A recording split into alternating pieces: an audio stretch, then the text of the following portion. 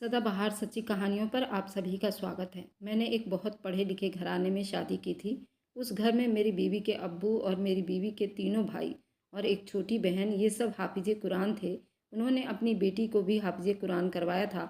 उनके घर बड़ा ही दिलदार परिवार था। मदरसे में बच्चों को पढ़ाया करती थी। वहाँ पर उसने 200 से ज़्यादा बच्चों को कुरान मजीद हाफिज़ करवाया था।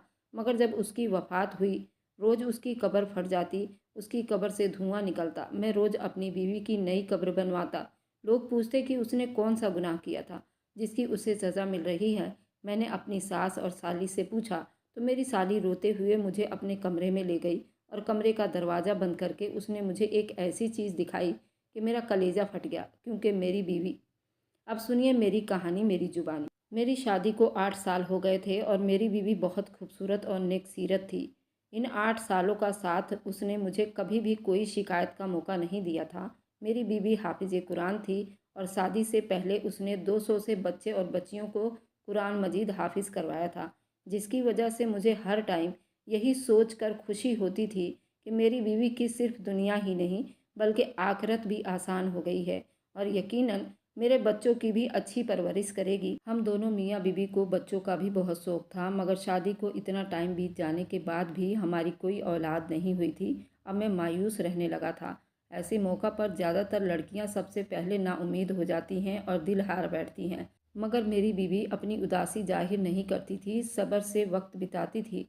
शादी के इतने साल बाद भी अल्लाह को मेरी बीवी का सब्र पसंद ही आ गया था और हमें औलाद की खुशी मिली। मैं उन दिनों बहुत खुश था और अपनी बीवी का बहुत ज़्यादा ख्याल रखता था, क्योंकि डॉक्टर का कहना था कि मेरी बीवी को बहुत ज़्यादा एहतियात और ध्यान की ज़रूरत है।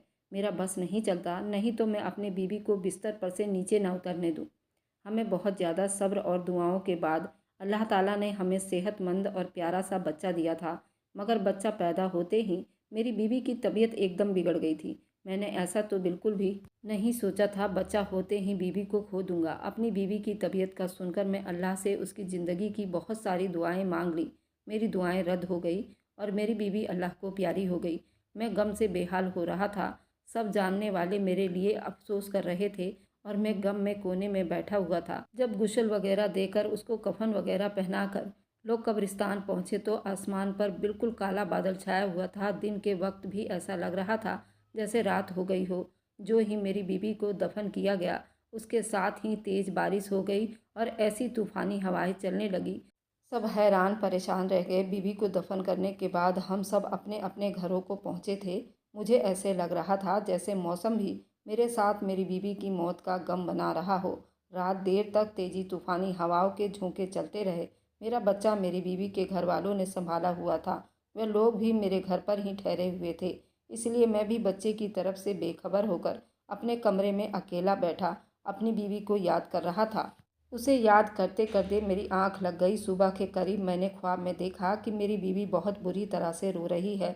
अपनी बीवी को इतनी बुरी तरह से रोता हुआ देखकर मैं तड़प उठा था और फजर के वक्त मेरी आंख खुल गई। बाहर तूफानी बारिश, हवाएं भी थम चुकी थी, आसमान भी साफ हो चुका था। अब मुझे वह ख्वाब परेशान कर रहा था। मैंने हमेशा अपनी बीवी को हंसते मुस्कुराते देखा था।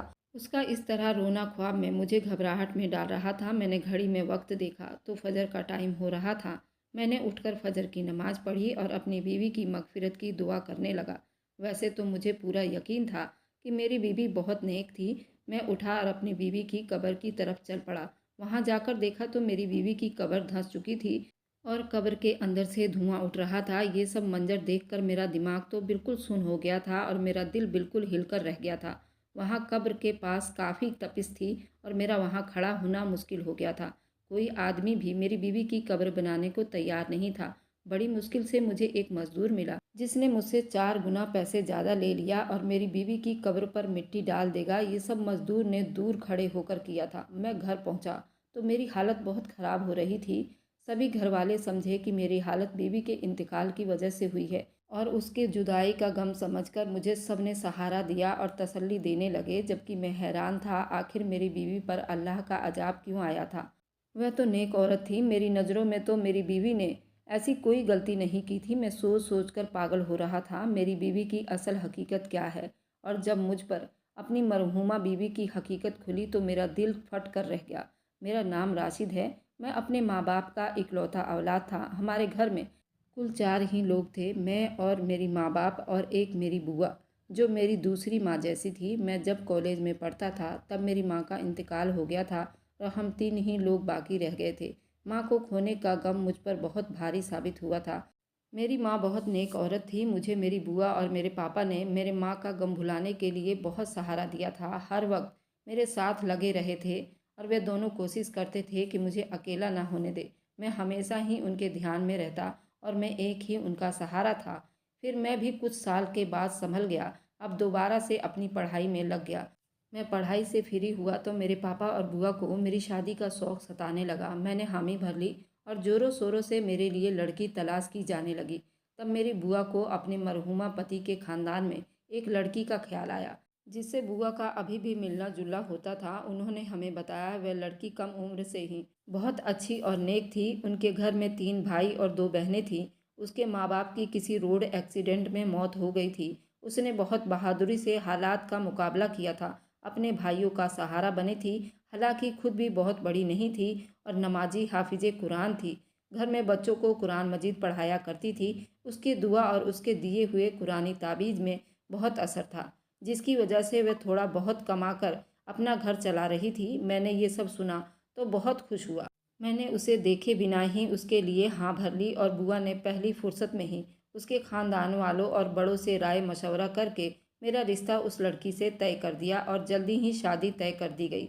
मेरा रिश्ता तय हुआ तो मेरी बीवी ने यही शर्त रखवाई कि मैं बाद में भी अपने भाई की शादी होने तक, उनकी पढ़ाई पूरी होने तक उन तीनों की माली मदद करती रहूंगी। मुझे इस बात से कोई एतराज़ नहीं था, बल्कि मैंने सोच लिया था अगर मुझसे भी कोई मदद हो सकती है तो ज़रूर करूँगा।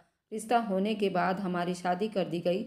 मैंने अपनी बीवी को देखा तो उसका मुरीद हो गया। मेरी बीवी खूबसूरत के साथ साथ खूबसूरत भी थी और अच्छे दिल की मालकिन थी। उसके साथ थोड़े ही दिन में उसके बहुत करीब हो गया था। वह हमेशा दूसरों की मदद करने को तैयार रहती थी। मेरी बीवी मेरी बुआ की कही गई तारीफ़ों से कहीं ज़्यादा थी। उसने कभी मुझसे कोई परेशानी नहीं दी थी और मेरे आराम और सुकून का भी बहुत ख्याल रखती थी। हमारे घर में खुशहाली और सुकून था। बस सिर्फ औलाद की कमी थी, जो मुझे महसूस तो बहुत ज़्यादा होती थी, मगर अपनी बीवी के सब्र से मुझे बहुत सहारा मिलता था। हमारी शादी को तीसरे साल ही मेरे अब्बू का इंतकाल हो गया था। अब्बू के इंतकाल के बाद अपनी औलाद की कमी बहुत महसूस होने लगी थी। मेरे अंदर सब्र और शुक्र ख़त्म होने लगा था। ऐसे में मेरी बीवी थी जो मुझे हर वक्त अल्लाह की मेहरबानियाँ और नियमतें याद दिलाती रहती थी, मुझे सब्र की यकीन दिलाती रहती थी। मैं हैरान था, वे लड़की होकर मुझे हौसला दिया करती थी। हालांकि हमारे खानदान वालों ने हमारा जीना मुश्किल कर रखा था। हमारी औलाद क्यों नहीं हो रही है? और मेरी बुआ उठते बैठते ठंडी आहें भरने लगी थी और मेरी बीवी को बातें सुनाने लगी थी, यूँ जैसे सब कुछ मेरी बीवी के हाथ में ही हो। मैं अपनी बुआ को समझा समझा कर थक चुका था। उल्टा हम दोनों से ही लड़ने लगी थी। हमें इलाज करवाना चाहिए ताकि हमारी औलाद हो सके। इसी परेशानी में वक्त बीतता चला गया। जब हमारी शादी को अब 7 साल होने वाले थे, तब हमें औलाद की खुशखबरी मिल गई। हम तीनों जैसे फिर से जी उठे थे। मैंने और मेरी बुआ ने मेरी बीवी का ख्याल भी बहुत ज़्यादा रखा था, बहुत एहतियात की थी। मेरा बेटा ठीक ठाक से सेहतमंद पैदा हुआ था, लेकिन मेरी बीवी की तबीयत बिगड़ती चली गई और वो मौत के मुंह में चली गई। ये सब बहुत अचानक हुआ था। मैं इस सदमे के लिए बिल्कुल भी तैयार नहीं था। अपने बच्चे की परवरिश के बारे में मेरी बीवी अपने भविष्य को बहुत मजबूत बनाए हुए थी, मगर मौत किसी के इरादों पर और मर्जी की मोहताज नहीं होती, जिसका जब वक्त आए अल्लाह के पास लौट जाना पड़ता है। मगर अपनी बीवी की कब्र की बुरी हालत और उस पर अजाब मुझे डर में डाल रहा था। हर मुश्किल वक्त में भी मैंने अपनी बीवी को सब्र व शुक्र करते देखा था। मुझे उसका गुनाह ढूंढने से भी कोई खास नज़र नहीं आ रहा था। मैं इतना तो जानता था कि अल्लाह मेरी बीवी के साथ इंसाफ नहीं कर रहा है। ऐसा तो नहीं है कि मेरी बीवी के हकीकत को अल्लाह जानता न हो। मैं हैरत और सदमे में था। मैं इतना साल अपनी बीवी के साथ रहा था, पर उसे जान नहीं पाया था। मुझे दुख भी था कि अगर मेरी बीवी कोई गुनाह कर रही थी तो काश मुझे पहले पता चल जाता, तो मैं उसे गुनाह करने से रोक लेता और उसे अजाब से बचा लेता। मैं पछतावे में पड़ गया था। मेरे घर में क्या चल रहा था मुझे उन दिनों कुछ होश हवास नहीं था। मेरे बेटे को रात को कौन संभाल रहा था मुझे कुछ खबर नहीं थी। मैं बस अपनी मरहूमा बीवी के लिए बेचैन रहता था, अल्लाह से उसकी मगफिरत की दुआ करता रहता था। एक रोज़ बुआ अचानक से मेरे पास आई और बहुत गम से बोली कि उन्हें मुझसे ज़रूरी बात करनी है। मेरी बुआ ने मुझसे जो बात कही मुझे एकदम गुस्सा दिला गई थी। मेरी बीवी को वफ़ात पाए हुए अभी मुश्किल से 20-21 दिन हुए थे। मेरी बुआ मेरी दूसरी शादी करवाना चाहती थी। मैं बुआ से नाराज़ होने लगा। उन्हें मेरी वफ़ात हुई बीवी का एहतराम करना चाहिए था और कम से कम इतनी जल्दी मुझसे शादी की बात नहीं करनी चाहिए थी, जबकि अभी मैं सदमे में था। बुआ ने तसल्ली से मेरी नाराज़गी समझी और फिर मुझसे कहने लगी, मैं अब बूढ़ी हो गई हूँ, इसलिए वो मेरे बेटे को नहीं संभाल सकती। उन्हें भी मेरी बीवी की मौत का दुख था। जब मैं बुआ की इन बातों का कोई भी असर न लिया तो बुआ ने मुझसे कहा कि ठीक है, तुम अपने बेटा खुद संभालो या फिर अपना बेटा उसी को दे दो जो उसे दिन रात माँ की तरह संभाल रही है। मैं बुआ की बात पर हैरान हुआ था कि मेरा बेटा कौन संभाल रहा था, क्योंकि मेरे अंदाज के मुताबिक तो मेरे बेटे को बुआ ही संभाल सकती थी। मगर जब मैं ये सवाल बुआ से किया तो उनके जवाब ने मुझे बिल्कुल लाजवाब कर दिया था। बुआ ने बताया कि मेरा बेटा इतने दिन से मेरी मरी हुई बीवी की बहन संभाल रही थी, फिर वे चाहती थी कि मैं अपनी बीवी की छोटी बहन से शादी कर लूं, ताकि मेरे बेटे को माँ का प्यार मिलता रहे और हमारा घर भी संभलता रहे। मैं बुआ की बात मानने को तैयार नहीं हुआ। मैं अपनी बीवी की जगह किसी और को नहीं देने वाला था, अभी तैयार नहीं था। मगर बुआ का दिन ब दिन मुझ पर जोर बढ़ता जा रहा था। हर दिन मुझे मेरा बेटा दिखाती थी, जो नहला धुलाकर बिल्कुल साफ सुथरा होता था। बुआ की जिद थी कि मैं अपने बेटे के खातिर अपनी बीवी की बहन से निकाह कर लूं, उसे हमेशा के लिए अपने घर में रख लूं। मैंने अपने काम पर जाना शुरू कर दिया था। मैं सारा दिन घर से बाहर रहता और वापस आकर चुप से बुआ की बड़बड़ सुनता रहता था। एक रोज़ बुआ ने मुझे बताया कि मेरा साला विदेश जा रहा है। मैं चौंक गया। मुझे मेरी बीवी ने अपनी ज़िंदगी में ही बता चुकी थी कि उसके भाई की पढ़ाई पूरी हो चुकी है और वह नौकरी के लिए बाहर जाना चाहता है। मेरी बीवी की कोशिश थी कि उसके भाई के बाहर जाने से पहले पहले उसकी बहन की शादी हो जाए, ताकि वह बाद में अकेली न रह जाए।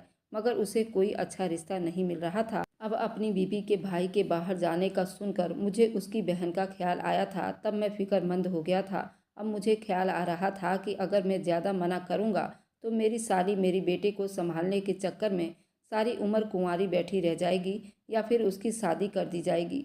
मेरे बेटे को संभालने वाला कोई नहीं होगा, क्योंकि बुआ तो बीमार और कमज़ोर हो गई थी और उनकी आंखों की रोशनी भी कम होती जा रही थी। मैं सोच सोच कर परेशान होने लगा था। थक हार कर मैं अपनी बीवी की बहन से शादी करने को तैयार हो गया और अपनी बुआ की बात मानने का फैसला कर लिया। एक दिन काम पर जाने से पहले बुआ को जवाब दिया कि वह जैसा चाहती हैं कर ले, मुझे कोई ऐतराज़ नहीं है। मेरे जवाब ने मेरी बुआ को खुशी से निढाल कर दिया था। मेरे जाते ही शायद उन्होंने पीछे सारी तैयारियां शुरू कर दी थी। मैं जैसे ही काम से शाम को टाइम वापस आया, देखकर हैरान रह गया कि बुआ ने मेरी निकाह की सारी तैयारी पूरी कर ली थी। मैं तो वैसे भी इस बात के लिए खुद को राजी कर चुका था। तभी मैं चुप से निकाह के सामने बैठ गया और अपने बेटे के खातिर ये निकाह कर लिया। निकाह के बाद उदास था, अपने कमरे में बंद हो गया था। मुझे परेशानी थी कि न जाने मेरी ये दूसरी बीवी अपनी बहन की तरह समझदार और खुश मिजाज थी या नहीं, और ये भी नहीं जान सका था मेरा घर कैसे संभाल पाएगी। मुझे नहीं लगता था जैसे मेरा दिल अपनी पहली बीवी से बड़ी तसल्ली में था, वैसे दूसरी बीवी से भी कभी तसल्ली हो पाएगा या नहीं। उस निकाह के बाद भी मेरा वही हाल था। मैं सुबह सवेरे काम पर चला जाता था, शाम के टाइम घर लौटते ही अपने कमरे में बंद हो जाता था। मेरी दूसरी बीवी ने चुप से मेरा हर काम संभाल लिया था। मेरा कमरा भी अब बिल्कुल साफ सुथरा रहने लगा था। ना चाहते हुए भी मेरा दिमाग इस बात को सोचने लगा था। मैंने उसे गुस्से से देखते हुए सवाल किया, वह इतनी तसल्ली में किस बात पर है? मेरा सवाल यकीनन उसके लिए अजीब था और बेमतलब था। वह हैरत और परेशानी से मुझे देखने लगी तो मैंने थोड़ा और ज़्यादा बोला, उसे अपनी बहन की मौत का अफसोस नहीं है? उल्टा उसकी जगह लेकर भी इतनी खुश कैसे रह सकती हो, जबकि तुम्हारी बहन जवानी में मौत के मुंह में जा चुकी थी और उसकी आखिरत भी न जाने कैसी होने वाली थी, क्योंकि उसे कब्र में भी अजाब झेलना पड़ रहा था। मैंने अपनी मरहूमा बीवी का ये राज गुस्से में बिना सोचे बगैर ही उसकी बहन के सामने बोल दिया था। मगर मेरी बात पर जब उसके चेहरे का असर बदलते देखा तो मुझे अपनी गलती का एहसास हुआ और मैं चुप हो गया। मेरी दूसरी बीवी कुछ देर सदमे में चली गई थी, मुझे देखती रही और बुरी तरह से रो पड़ी। मैंने उसे रोता देखकर मैं बौखला गया और वह रोती रोती वह ऐसी बात बोलने लगी जिसने मुझे बिल्कुल सुन कर दिया था। वह बार बार कह रही थी कि मुझे यही डर था कि बड़ी बाजी तुमसे अल्लाह ताला नाराज़ हो जाएगा और तुम्हें सख्त अजाब देगा। मगर वो मेरी सुनती ही नहीं थी।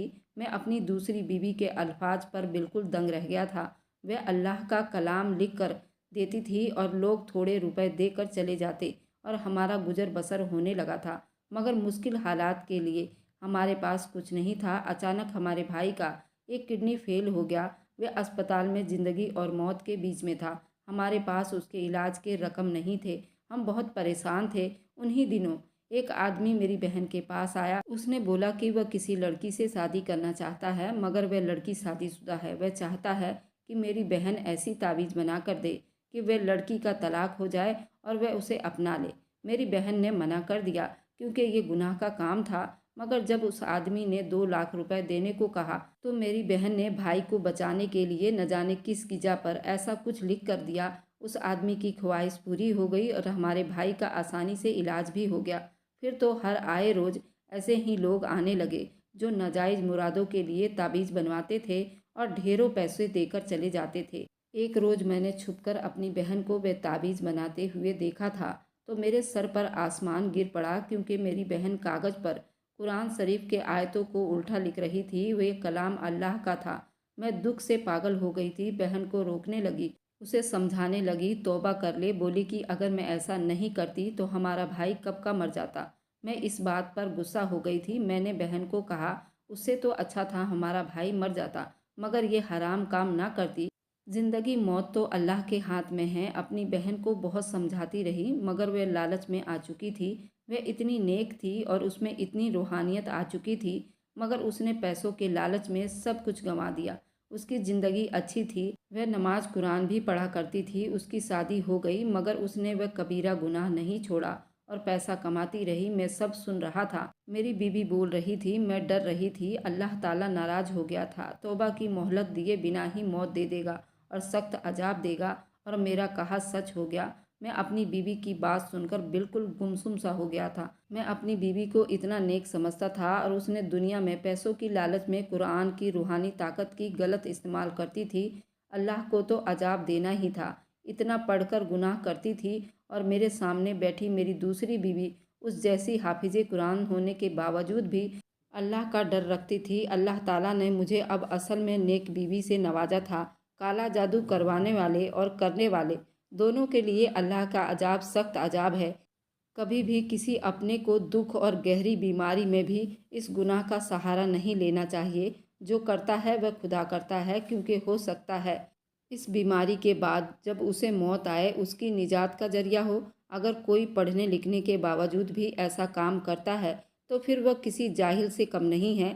बीमारी और दुख तो हर किसी के घर में आते जाते रहते हैं। इसका मतलब ये नहीं कि तुम किसी को दुख पहुंचाकर और उससे उसका हक छीन कर किसी और को अपनी रूहानी ताकत से दे दो। इससे बड़ा गुनहगार दुनिया में और कोई नहीं होगा। और पैसों के लिए जो लोग काम करते हैं और करवाते हैं और किसी का घर बर्बाद करवाते हैं और किसी से किसी की दूरियां बनवाते हैं, खुदा की कसम उसका तो ना दुनिया में कोई जगह है ना ही आखिरत में। तो आप लोग ऐसे काम से परहेज करें और अपने आसपास भी ऐसे कामों को ना होने दें। उससे दूरियां बनाकर रहें और उसके दिल में अल्लाह का खौफ डालें।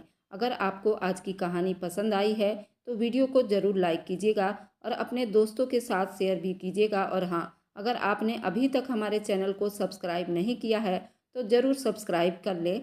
मिलते हैं हम अपनी कल की एक नई दिलचस्प कहानी के साथ। मुझ पर सदा अपना प्यार और स्नेह बनाए रखें। सभी को मेरा प्यार भरा नमस्कार दोस्तों।